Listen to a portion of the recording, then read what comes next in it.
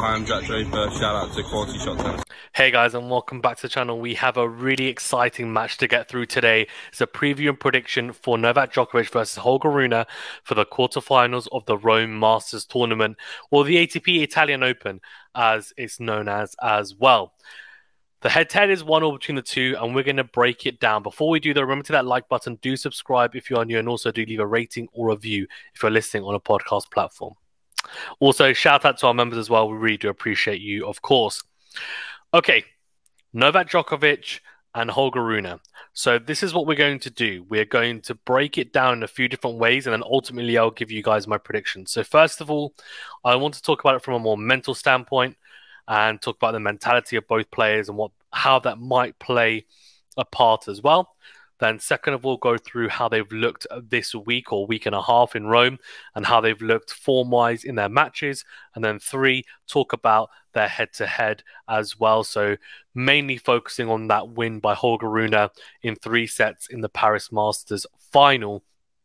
And then fourth, talk about it from a more technical and tactical standpoint, how I think the match might unfold and what to look out for. And then ultimately, I will give you guys my prediction on who I think is going to win and by what margin as well. Okay, let's start off then from a mental standpoint. So the reason why I wanted to talk about this is Holger Rune made some really interesting comments in a post-match interview after his 3rd round win against Alexei Popyrin, or 4th round win, sorry, even against Alexei Popyrin. And he was asked by the interview at Tennis Channel, I've forgotten his name, but a really good interviewer, and I definitely recommend checking out their YouTube channel because they have some really good post-match interviews. He said to Holger Rune, look, you had a fantastic win against Djokovic in Paris. You beat him playing some incredible tennis. How does it feel, or how will it feel going up against him at Rome, where he has won the tournament 6 times? And, how are you feeling going into it? And Holger Rune had a fantastic response to that. And I think it's really a testament to his character and his mental fortitude. He said, well, Djokovic won Paris 6 times, right? Talking about the Paris Masters indoor tournament before I played him. And he said, so we'll see how it goes. I'm looking forward to playing him. He's one of the greatest ever. But, I'm feeling good about my game. So this, to me, is a really positive sign about where he's at. One, generally speaking, in terms of his game, I think he has a lot of confidence in it. And not just confidence, but I think a lot of assurance in his game and also himself, on top of also the fact that he believes that he can beat Djokovic in this specific matchup. After beating him in Paris, I think he would have gained a lot of confidence from that, but also he believes that he is more than good enough to compete with one of the best ever, as he rightfully said, and in some people's eyes, he will be the best ever. So from a mental standpoint, that's a big tick for me, for Holger Rune. For Djokovic, we know what his mentality is like. He is a mental giant, one of the best when it comes to, I would say, mental strength to ever grace tennis court. Both of these players are able to feed off the crowd, whether it's negative or positive. Holger Rune made a really good comment saying that he just loves the passion that exudes from the Italian crowd and fans. He doesn't care if they're for or against him. He feeds off it, and he wants to be in those types of matches where the environment is bubbly and electric. For Djokovic, I feel like he's always been like that way as well, being able to take the negativity from the crowd and then convert it into positive energy for himself, being able to take it on and say, okay, great, I'm going to prove you guys wrong. I'm going to show you why you actually should eventually cheer for me because I'm the man. As of late, of course, as he's won a lot of tournaments, he's won so many slams now, and as I said, he's one of the greatest ever. I do think he feels like he's maybe owed a little bit more respect from the crowd, and that's probably warranted. Holger Rune, though, is at the stage of where Djokovic was at maybe 10 years ago, maybe, where he's more than happy to be the villain, and he, has this very street fighter mentality when it comes to being on court. And Djokovic will always have that, and it's something that gives him a definite edge.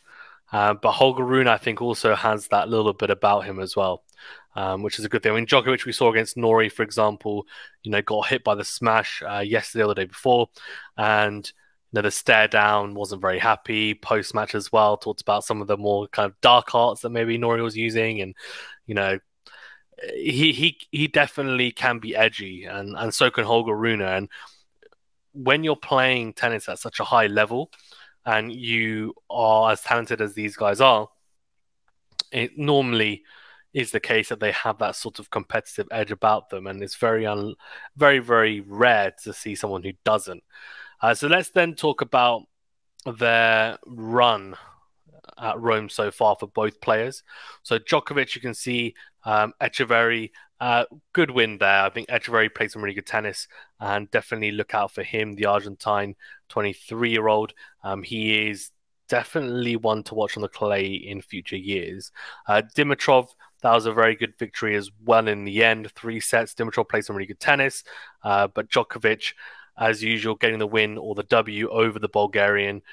He's just never been able to beat Djokovic really, or have any sort of success in that matchup. And then Norrie, I think Cam Norrie, probably not the best style for him anyway against Novak Djokovic. I think Djokovic is able to really soak up that type of style, and given now he's able to flick through the levels, yeah, I just think the way that he's able to flick through the levels is extremely good, in my opinion. In my opinion, anyway. Okay, then let's talk about Holger Rune. Fields and Fognini, 2 straight set victories there. I think the Fognini one is very good, mainly because the crowd was, really, really in favor of the Italian, booing Holger Rune, and he took it in his stride, and he's dominated that head-to-head between the two in the past, and he continued to do so in this match as well. Then beat Popyrin in 3 sets as well, and a very impressive victory in the end. Got pushed there, and Alexei Popyrin with a very good run. He'll be happy with his run here in Rome, I have to say. Not something that it wasn't something that I thought would happen, to be honest, and I'm impressed, to say the least. Then if we talk about the head-to-head, well, you can see here 1 US Open victory for Djokovic in 2021. Holger Rune, a little bit of a baby at the time, a 4-set victory. Holger Rune taking a second-set tiebreaker. Djokovic too strong in the end. And then Rune and Novak Djokovic in 2022. This was a very interesting match because it was the first time Djokovic had ever lost a Masters final after being a set up in it. So Holger Rune pulling something pretty magical out of the bag in the end, winning 3-6, 6-3, 7-5.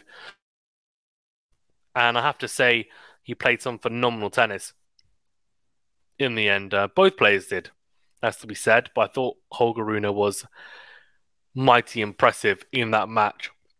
And how does that translate then into this match? Because completely different surface and conditions. We're talking about Paris and the Masters indoor win that Holger Rune had, and went on to, of course, win that tournament because it was the final, his first ever Masters 1000.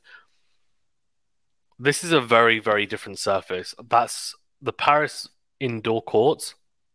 They're quick, skiddy, indoor conditions. Rome, slow, heavy, high bouncing, outdoor conditions. They're polar opposites. Polar opposites. Both of these players, though, are versatile enough to have success on all surfaces. And even though Rome is the complete extreme opposite of Paris, I don't think this surface or these conditions, despite Djokovic winning his 6 times, as Holger Rune said, hasn't he won Paris 6 times?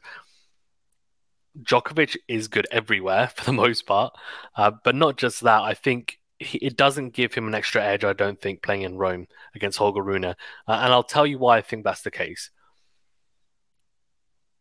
For Djokovic, I would say his optimal surface, the surface where I think he is, at the best he can be, in my opinion, is a fast hard court. So it's your Australian Open, and then even Wimbledon when it's not hard court, but the faster courts.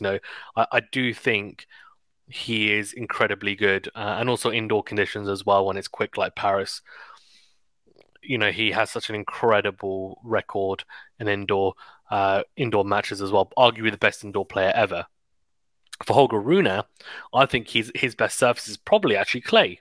Now he won in Munich not too long ago, made the Monte Carlo final this year as well, made the quarterfinals of Roland Garros last year, which was his big breakthrough, beating Tsitsipas as well on the way there. This, to me, is actually a matchup where I think Holger Rune going into it is less of an underdog than he was when he beat Djokovic in Paris. Now, I'm not saying that means that Holger Rune is going to win this.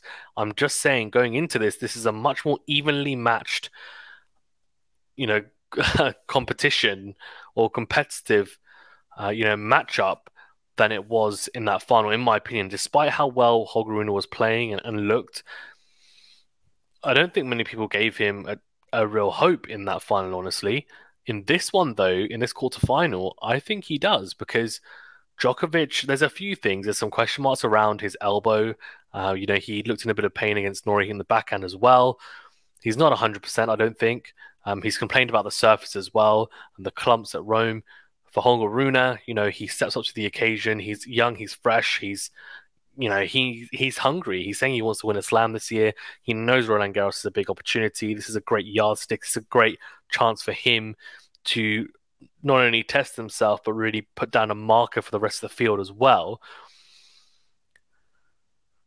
So we talked about it from a mental standpoint. We talked about it from how they've looked so far this week as well, and then touched a little bit upon how kind of strategically or tactically, and maybe a bit more background into how the matchup, is, I think, from a more favorite standpoint, and how does this then translate tactically onto court. So there's a few things. I think Djokovic, what he's done throughout this whole week, I want to talk more generally about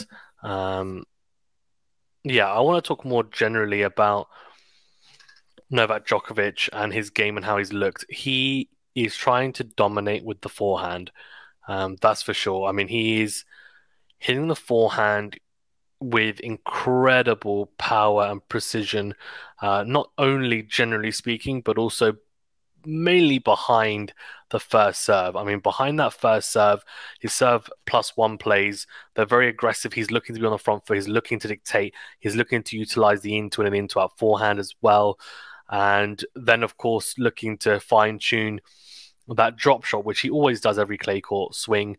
He's always looking to make sure it's at its best when it comes to Roland Garros, and there's a bit of experimental bits going on behind the scenes with that drop shot, but in the end, come Roland Garros, it's normally firing on all cylinders.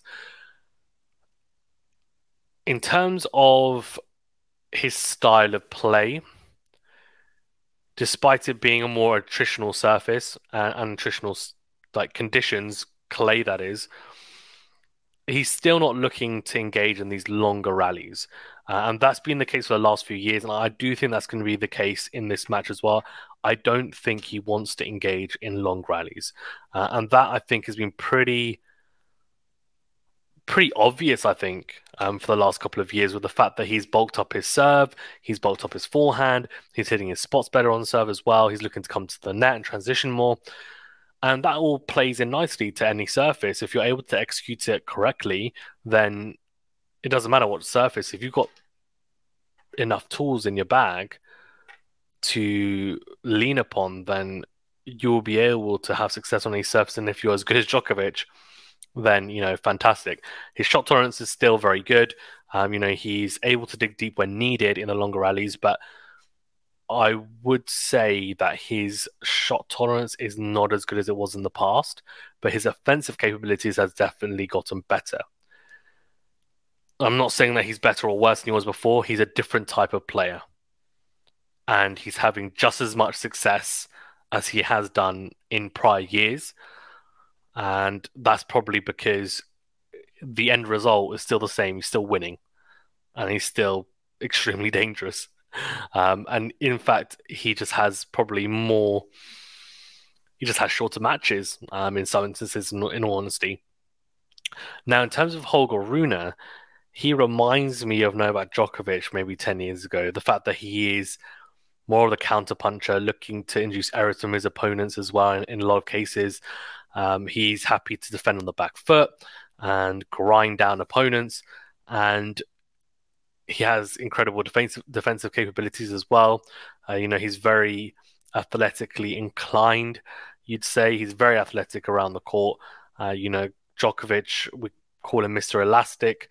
Holger Rune, maybe not quite Mr. Elastic, but still very, very, very good defensively, and then also has fantastic physical capabilities, which means that I think personally his physicality is arguably a step above Djokovic. That's when it comes to this specific match in this specific quarterfinal, because of the fact that Djokovic, I think, is still struggling with his elbow a little bit as well.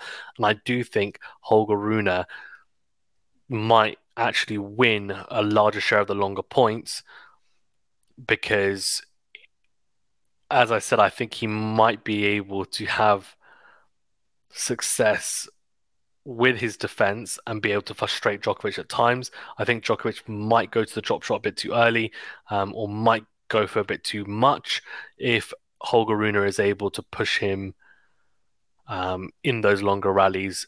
But there's a real important point here. It's fine for me to say that his shot tolerance is really good, Holger Rune, but the only way that he wins those longer rallies and share of longer rallies is still by hitting with quality from the back of the court. In Paris, when he beat Djokovic, there were instances where he was maybe not hitting the ball from the back of the court with as much quality in his ground strokes as you'd maybe need on a slower court, because those quicker courts, they skid on a bit there, it comes on quicker. Players don't have as much time, and it doesn't sit up as much and as nicely to then really punish you. On these courts, on these slow clay courts, it's going to sit up. It's going to sit up. Djokovic will eat those short balls alive. Holger Rune won't be able to win those points by hitting, shorter ground strokes. He needs to be consistent with his depth. If he is, then yes, I can see him having success. If he's not, Djokovic will have a field day. So that's something that Holger Rune needs to definitely keep an eye on. The reason why I say that is because, in my opinion, his ground strokes can be very hit and miss at times. When you see the tennis insights that they have that provides the ATP, out of 10, his forehand and backhand is normally, when they look at normally they do it for when players reach towards the last 16, quarterfinals, semifinals. He's normally towards the bottom end, or the player with the least amount of quality on ground strokes. However, his steal percentage, his return score, serve score is normally about average. It is, those are a bit better, but ground strokes are normally not particularly high. So let's talk about it then in terms of, we've talked a little bit about Djokovic and Rune and their game styles a little bit. Djokovic is going to be more the aggressor, you feel, with Holger Rune. He has a little bit to his game, to be honest with you. He's a pretty good returner, in my opinion, pretty natural. The serve, he can hit spots at times and get some free points, but he'll look to transition when he can as well. He's got good hands at the net, decent drop shot as well. Very reliable backhand, good shot tolerance on that side.